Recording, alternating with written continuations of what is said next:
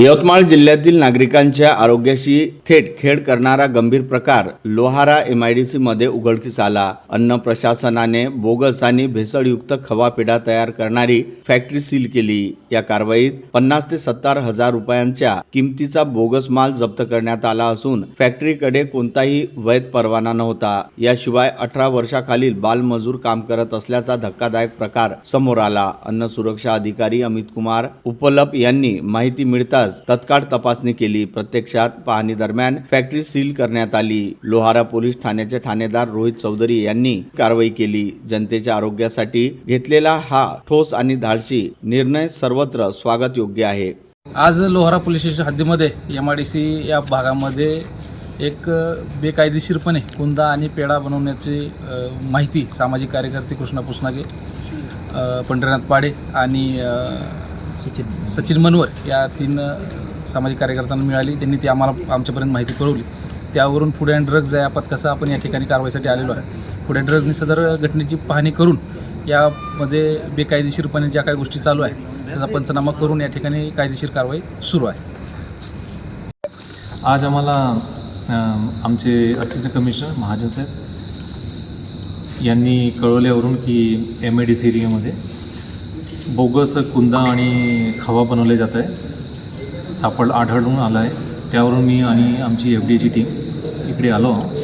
इकडे आल्यानंतर आम्हाला दिसलं की इथं कुंदा आणि मिल्क केक हे बनवण्यासाठी इथं पाम तेल, वनस्पती, रवा आणि साखर, SMP पावडर हे सगळं वापरून हे मिल्क केक आणि कुंदा बनवत आहेत। त्याचा साठा आढळून आला आम्हाला। तर त्यावरून आम्ही आणि यांच्याकडे असं प्रोप्रायटरी फूडचं काही लायसन्ससुद्धा नाही आहे। तर आणि यांच्याकडे पुन्हा आम्हाला लेबल्ड पॉलिथिन बॅग्स आढळून आल्या कन्हैया बर्फी ब्रँडच्या। तर हे असं आम्हाला डाऊट आहे की हे असं बनवायचे कुंदा आणि याच्यामध्ये पॅकिंग करून ते बाकीचे जे मिठाई विक्रेते आहेत त्यांना सप्लाय करायचे। तर हे इलिगल आहे, कारण यांच्याकडे असं काही लायसन्स नव्हतं प्रोपर्टी फूडचं। त्याच्यामुळे आम्ही हे यांच्याकडे आढळलेलं तेल, वनस्पती आणि त्यापासून बनवलेला कुंदा आणि मिल्क केक हे सगळं सीज करत आहोत।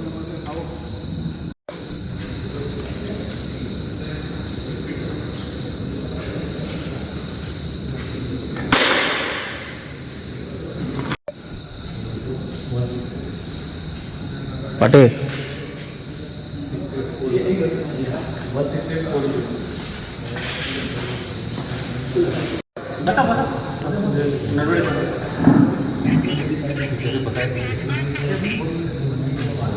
ठीक है।